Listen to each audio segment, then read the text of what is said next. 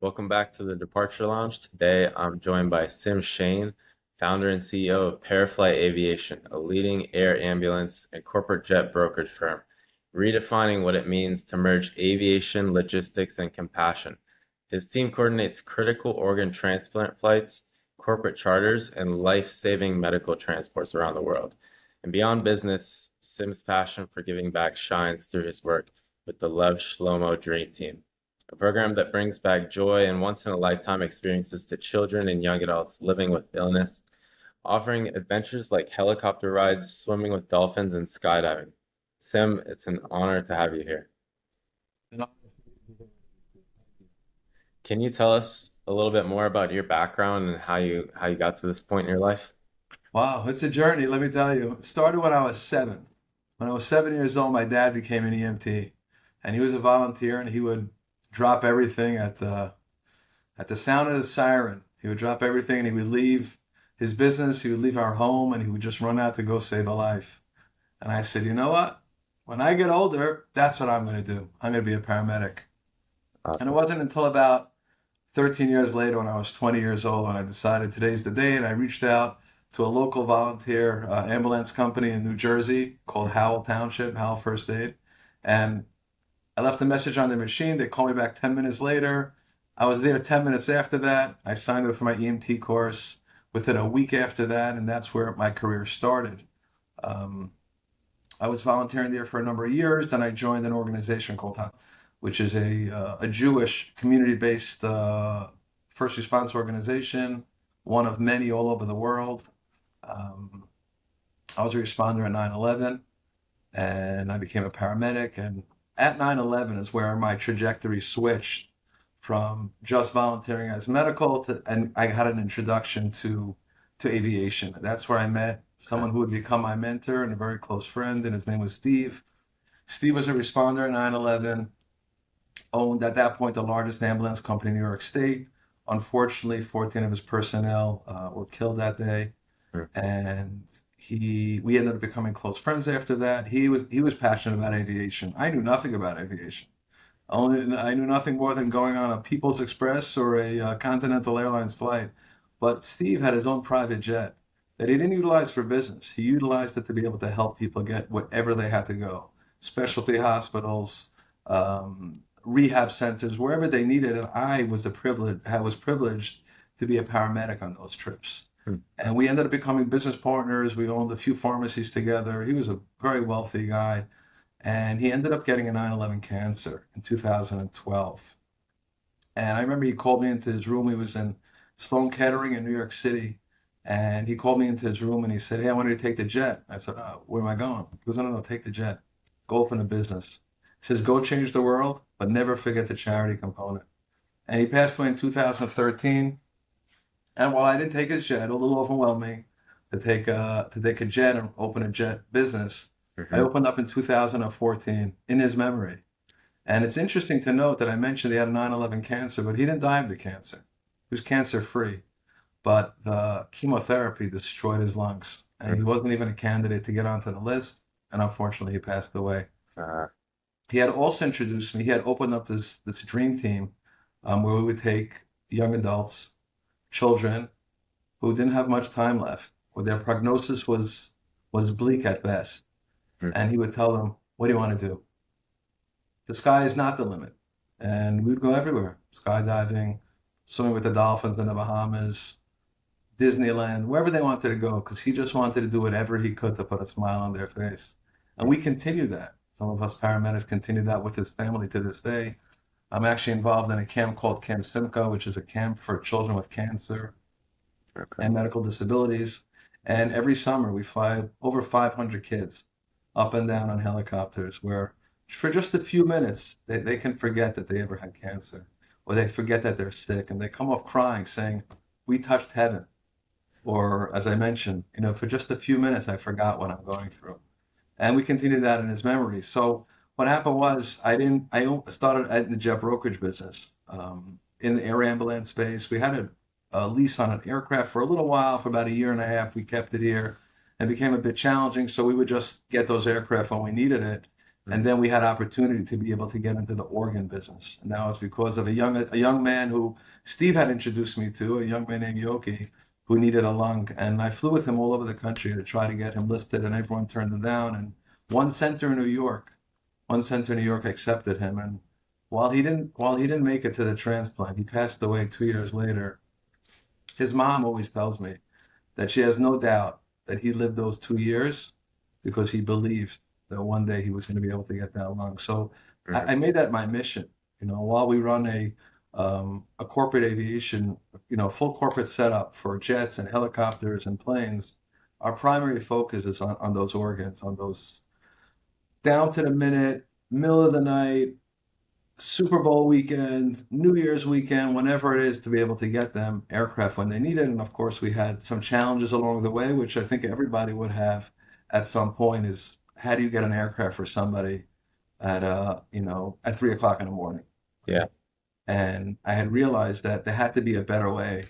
There had to be a better trap out there, better way for us to cast our net. And I built originally the organflights.com platform, which was basically an Uber for aircraft, but for organ flights. And then through COVID, some of the challenges we had is that other people started calling us because they understood that we had a platform to be able to go out and source aircraft very, very quickly. And they would ask us for, anything from mechanical recoveries to backups for their systems, or air ambulance, or even people who passed away. They needed to get a human remains, a body back from somewhere. You need a resource to be able to do that. So we rebranded into the urgentflights.com platform. Leveraging the same technology, we expanded it, and Mhm. now we're close to 500 operators. So out of the 1,900, 135 operators on the country, I think we're at 462 as of this morning of what we have on there. So that's what we do. We try to save lives through transplant. Our air ambulance is still a small component of what we do. And corporate jet charter is what we do to try to help people capitalize on the one commodity that you can buy, sell, trade, or inherit, and that's time. Yeah. We always tell our clients, because as you know, hey, private aviation is expensive. It just is.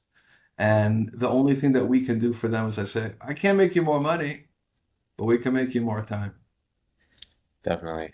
So that's a really cool beginning. It sounds like you guys have a really mission-focused company.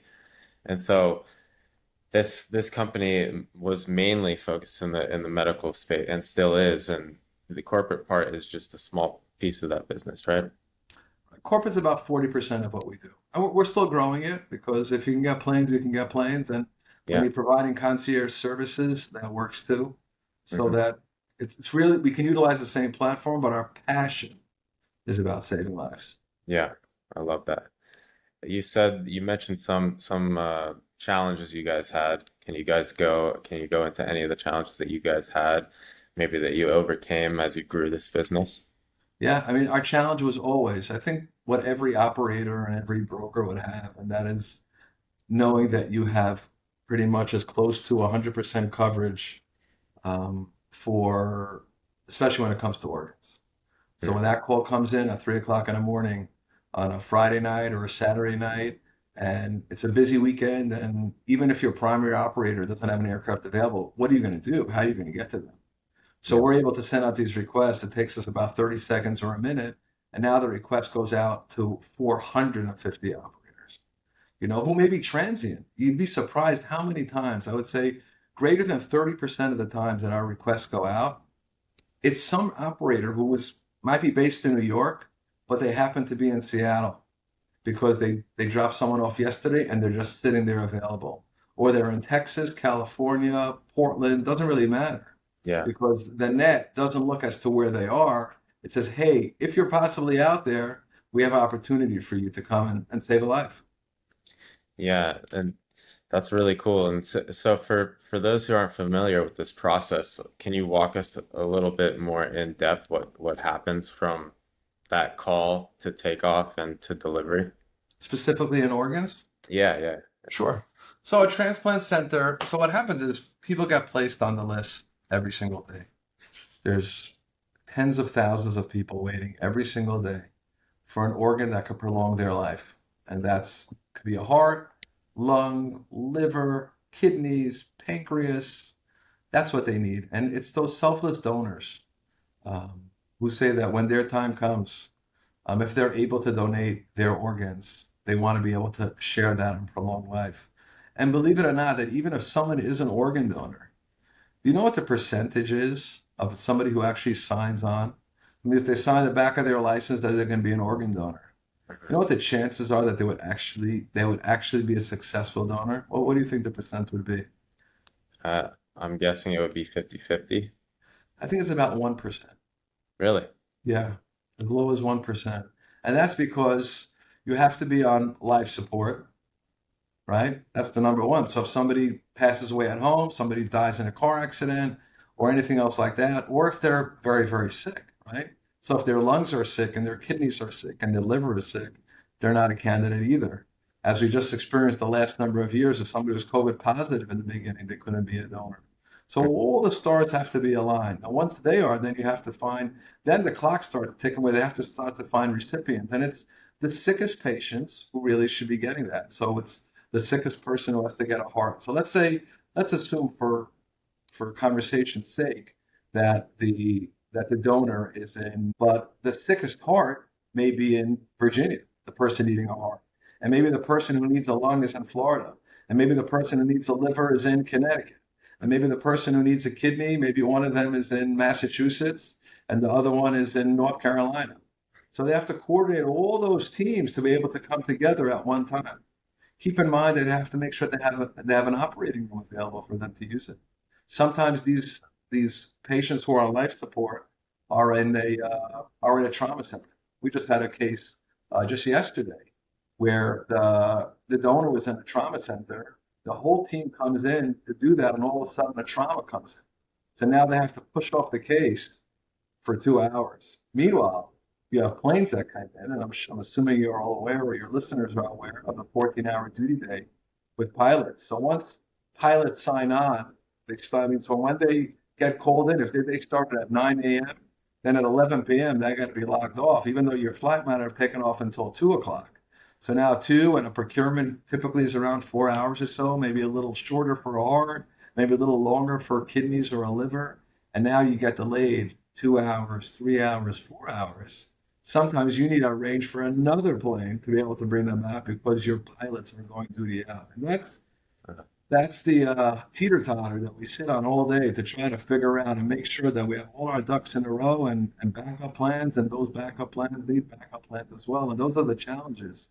And sometimes you can have an OR and where they come in and the heart team is there and the lung team and the liver team, and the liver team takes a look at that liver and they say, you know what, it's really not a good fit for our patient. Maybe it's too large or maybe it's too small. Now they have to go allocate that liver again because you don't want to leave that liver on the table. So now the OR gets delayed while they try to allocate that somewhere. So those are all the moving pieces, or Yeah. some of the moving pieces that take place as you try to make sure that that transplant goes off as smooth as possible. And sometimes we're just one piece of that. As I mentioned, there could be 5 teams from 5 different states all flying in at the same time. And what if you have a weather issue? What if you have a nor'easter? What if you have a snowstorm? What if they get stuck there, right? And then you have challenges even when you have events going on. You know, if it's Super Bowl weekend or it's or World Series weekend, and the airports that you want to try to get into is exactly where those events were taking place. The Nationals in Augusta. You know, the F1 is going on right now in Texas. Right now, we had a transplant yesterday going on in Texas. But we have to make sure that we have a slot available, even though the airport is absolutely full. Wow. Yeah, that's a ton of moving pieces. And That, most people don't even realize that it takes place. We have these conversations like, oh, I never even realized that planes go to pick up organs, right? yeah, no, this is a super interesting business.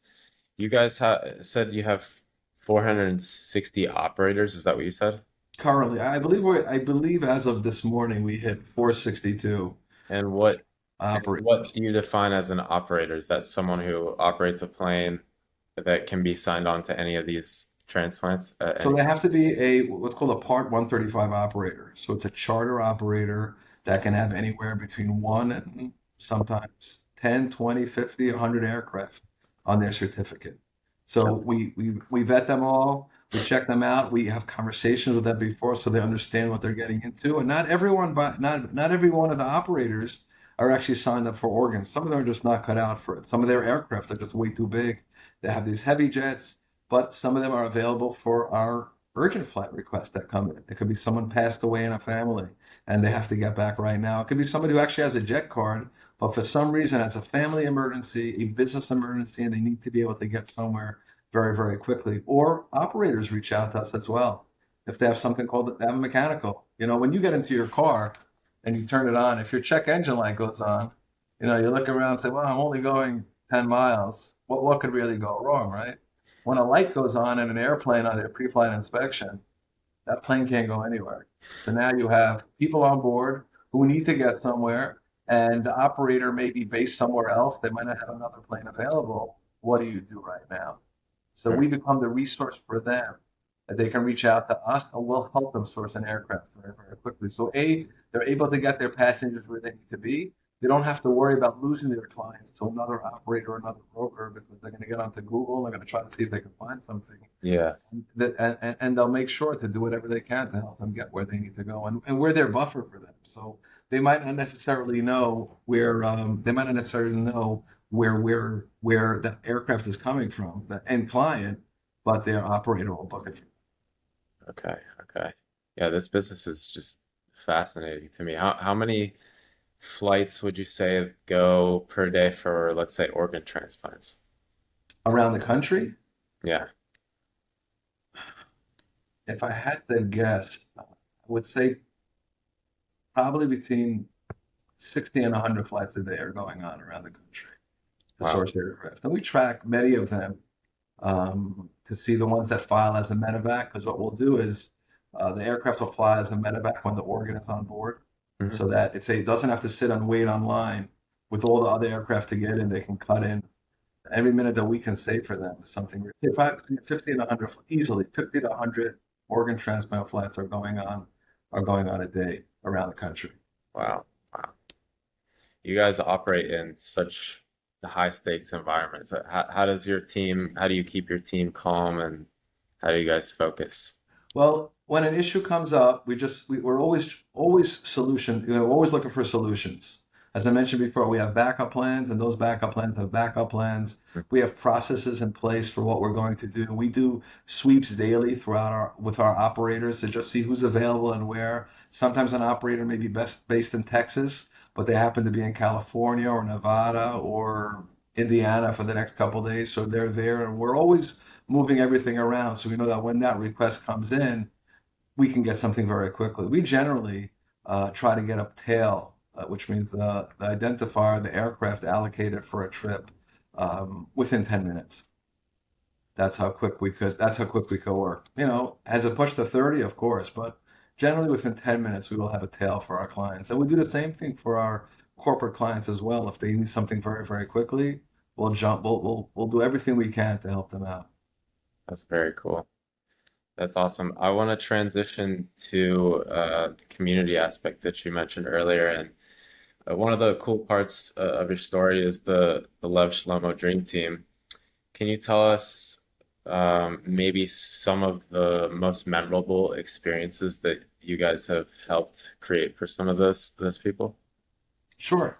So the first trip that we did actually with Steve when he was still alive, is there was a young girl named Nechama. She was from Israel. She was 18 years old, and she had cancer. She was terminal, and they gave her between 2 days and 2 weeks to live. That's what she had. And Steve went over to her, met her in with her family, with her parents, and said, "I just want to put a smile on her face." And he said, "Nechama, anything you want, we're going to do for you." And she said, "I want to swim with dolphins." Now, this was in Brooklyn, New York. There's no dolphins in Brooklyn, at least not that we know of, right? And Steve said, "We're going to go to the Bahamas." And Steve, as I mentioned earlier, had an aircraft, right? But he had his own private jet. It was only 31, a small jet, a light jet. Yeah. Only had about 6 seats. But he knew for her, we had to fly nurses, 3 paramedics, a doctor, and her friends along. And Steve chartered a Gulfstream, a G4, with 13 seats on it, and within probably 3 hours of when she said where she wants to go, we were on a flight going to the Bahamas. And we went to the Atlantis and we had rooms set up for us. And the next morning we took her out and we went swimming with the dolphins. And we came home, and unfortunately, she passed away 2 hours later after she got home. But what Wow. was interesting was that the impression that Nechama had on the staff of the Atlantis of somebody who's facing death and facing challenges, and she was there and she was smiling the whole time. And she just wanted to live. That's all she wanted to do. We forget about that. We go through life, everything bothers us, and if you Yeah. just wanted to focus, she had one focus. That's every breath that she took, and she was on oxygen. We took her in with the dolphins, literally holding an oxygen tank with a Oh, wow. nasal cannula around her. And she passed away. And when the message got back to the Atlantis, soon after, there was a baby dolphin that was born, and they named that baby dolphin Kama. Oh, wow. You know, that's a cool story, right? So we Yeah. went back a few months later with two other girls, Mm. Sarah and Sydney, who both had cancer. And as we were going, literally as we were walking down the path to go with the dolphins, Steve tells me, I don't believe that whole story with that naming it a dolphin. I think they were just doing it to make us happy. And he asked this woman who was taking us down, he says, "Hey, can I ask you a question?" He said, "I heard it was a story with a baby dolphin with some girl who had cancer and passed away." And she goes, "Oh, you mean Comet a dolphin?" He says, "That's a true story. Please take me to her." And he said, "We can't. She's a baby. She's not really going out yet, you know." So, but Steve was very convincing, and he got them to take us, to the small ponds in the back before she was able to be trained. She was small. I mean, small for a dolphin. She was probably like maybe 5 feet, 5 feet long or so, Yeah. 5 feet tall, I guess, whatever they call it. And yeah, and we got to take pictures with that dolphin because she existed. Unfortunately, I actually just checked it up last week.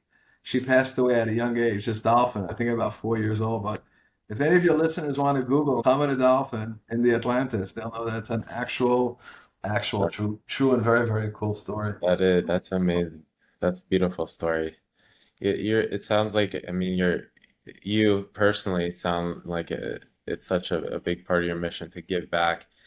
How do you, how do you translate that across to other people who are on the team, for ParaFlight or urgent flights, whichever one that would go under? So I think anybody who comes to work with us understands that our passion is really not just about the business. It's about giving back. And probably 25% of what we do is giving back. So whether it's helicopter rides, we started a few years ago. I had a friend of mine who actually works in the same office tower that we're in mentioned to me that he's part of a boat club. And he had said, "Hey, you want to come out on a boat?" It's like, "We, in the middle of the day, you go out on a boat?" He goes, "Yeah, we do it. A bunch of, business owners go out on a boat in the summertime." And I said, I'll go with you. I never did it before. I come out there and there's like 7, 8 guys sitting there in a whole boat club.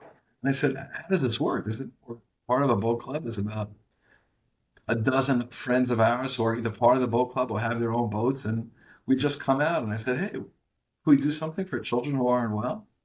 I said, "Why can we take them on boat rides?" And Yeah. we started doing that. And every summer we take out a few hundred children from a camp called Camp Simcha, which is this camp for children with cancer and disabilities, and something called the Special Children's Center, which is children who have who are mental disabilities. So they may have Down syndrome, or they may have a brain tumor, or for whatever reason they're disabled, cerebral palsy, and we take them on boats simply because we met these people who are going out doing this anyway, and Yeah. we try to educate people that there's always opportunity in everything that we do, to be able to give back. I'll tell you this: I actually, in a few weeks, I'm actually going to a Lakers game, Lakers versus San Antonio on November 5th, I think it is, and I'm taking some young adults in wheelchairs and ventilators. I actually won Magic Johnson's tickets at a charity auction, 7 tickets, and I said, "You know what? We're just going to take these are my friends. We're going to take them along, and we're going to go on a trip, and that's what we're doing." So I think everything that we all do, we always can find it. Doesn't matter what business you're in or what industry you're in. If you look for it, if you want to find opportunity to be able to help others and to give back, you're going to find it. Definitely. That's awesome. So the people that you guys are hiring, what kind of qualities, are you looking for when you bring them on board? Well, heart and passion is number one. Everybody who works for us, especially on the aviation side, has at least 5 years of experience understanding aviation. We just interviewed somebody just right before I got on here, who's somebody who's been in the industry for 20 years, and she's just looking to continue doing it, and continue to have the ability to grow with us, and that's what we look. But passion and heart is the most important thing that you need in this industry because it's not 9 to 5. It's 24 hours. It It's sounds 3 o'clock in the morning, and then one transplant comes in, and another one on top of that, and hiccups and things that happen. And you need to be able to really work well with others and roll with the punches and just yeah, go with the flow. Don't shift blame to anybody. Just try to find the solution. It's interesting that when our team, when there is a challenge, I always tell them if there's an issue, don't tell me there's an issue. Tell me what the issue is because the 1 second is like, oh, we have an issue or we have a problem. right. Just jump right in. I didn't want to start. I don't want my mind to start wandering on that first second. And Yeah, most of the time, I will tell you that our team has a solution before they even call me. And that's the awesome. same thing we'll do for our clients. So if we have a client, if we book an aircraft for whether it's a transplant or a corporate trip, and, as I mentioned before, we want to give them the tail within 10 minutes. But things can happen. For some reason, the crew that's supposed to come on, has an issue with their timing, or the aircraft has something or it's scheduled for maintenance and they didn't realize and they're pulling it in. We won't say anything to our client, or whether it's a center or to an end user, until we have a solution. There's no reason for us to stress them out. That's Right. that's what we get paid to do. Yeah, We yeah, get paid to absorb all that stress. So we'll say, hey, by the way, change of tail. You're moving to another aircraft, but otherwise everything else is good. yeah. I like that. I think that's something that we can all learn from too, and that mindset of just skipping the complaint part and going right to the solution is, I think that's a really good point that everybody should take from. I want to also talk about, this is a business podcast, so we're talking a lot about technology and everything and how that influences businesses. What are you guys seeing in terms of technology influencing your business as so much is changing in that landscape? Well, our business is actually primarily technology right now. When we started, there's been many times that we've considered purchasing what's called a 135 certificate on our own aircraft. And we realized that if we truly want to scale, the only way to truly scale is with technology, right? Who's the largest transportation company in the world? I don't know. Uber. Uber. Ah, How many cars do they own? none. None. And the largest hospitality company is Airbnb.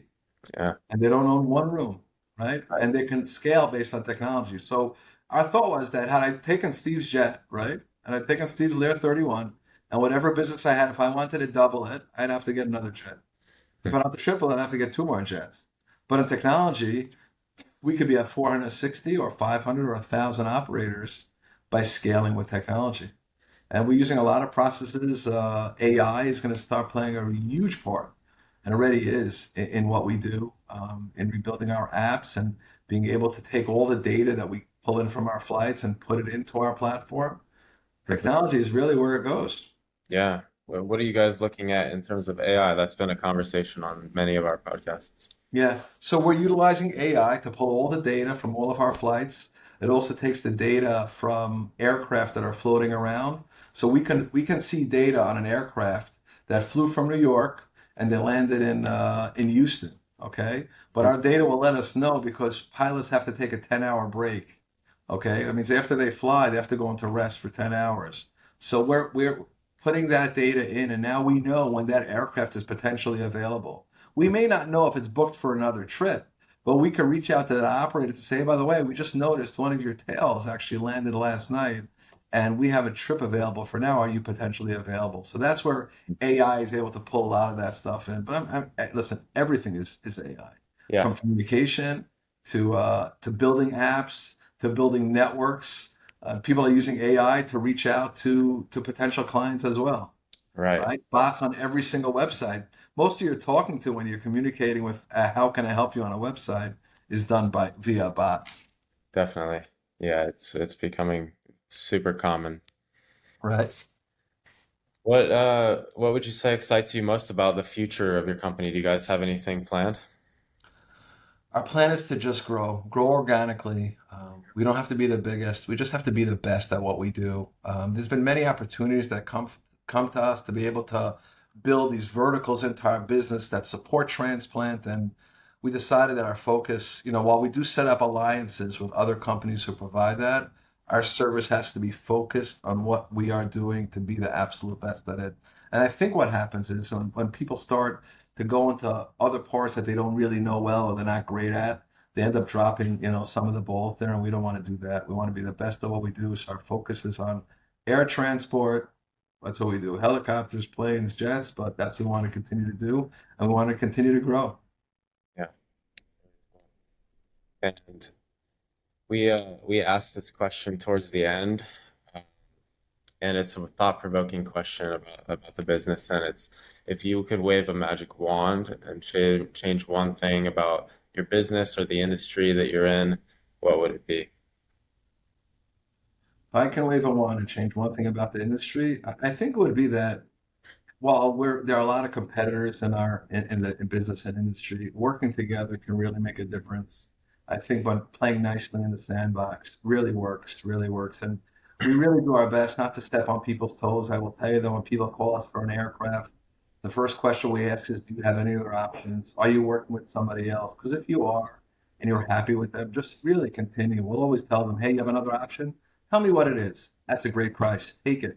Not that we're trying to beat it or do anything else. We're like, no, no, no, that's a very fair price. You have a bird in the hand, please go with it. And we really try to do that.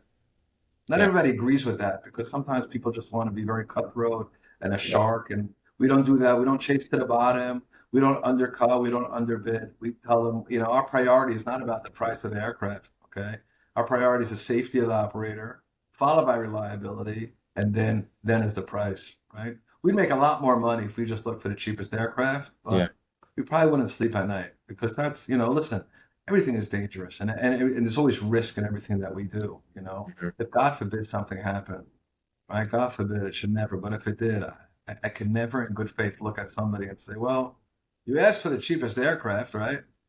We don't do that. So we really try to get the absolute best. We speak to our operators so they understand, what we need from them. It's a little bit different in transplant, and we have something called a hot standby, and things can change. So if somebody would book a private jet through an operator or a broker, and within 24 hours or 48 hours of that trip, for whatever reason, they have to cancel it, they incur a 100% cancellation fee. 100%. But with organs, we actually negotiate before because things can change. A donor can die, a recipient can die, something can change. And these Mhm. are transplant centers, not celebrities, somebody stomping their feet. And we'll negotiate very fair cancellation terms in case something changes. Okay, I like that. Yeah, you guys, I mean, I would say that your business is, you guys lead by an example that a lot of people should follow. So it's been very cool to hear from you. I have one more question for you, Sure. and that is, what are you excited about? Most excited about? It can be in life, it can be in business, in the industry, anything. I'm always excited about giving back. I think whatever we give, we get back much more, whether it's your charity or whether it's time or anything you can do for others. I don't think anybody's ever turned back and said, "Oh, I wish I didn't go out on this trip with these, whether it's these kids or young adults, or I wish I didn't give that charity," right? Anything that we do, anything we give, I think that's the most rewarding thing that we can ever do is giving back to others, whether it's our resources or our time or anything else that we have. It's amazing. It's been really cool to hear from you. Do you Likewise. have anything else to add? No, I think that's great. I think everybody should always find what speaks to them, find your passion, and, Yes. and share it with the world. Yeah. Right? We don't know how much time we have. And I think I learned that when I deal with people who aren't well in these camps and Steve is that we're on a bridge called life, right? And Yeah. we don't know how long we're going to be here. Things can change in a moment, and the only thing that we get to take with us are our good deeds. That's it. The imprint that we leave on the world is the only thing we get to take with us. Not even a pair of socks, right? Right. So Right. no planes, no jets, no cars, no motorcycles, nothing except our good deeds. So we just got to find those and give back. I love it. Thank you so much, Sim. Where can they reach you? Where can they find more information? We're over pretty much every social media platform under ParaFlight, ParaFlight.arrow. I'm on LinkedIn under ParaFlight, and my name's Sim Shain. Look us up. We're everywhere, and anything we can do to help anybody, just reach out anytime. Awesome. Thank you so much, Sim. Worth. Thank you so much, Steve. I really appreciate it. Thank you. Appreciate you.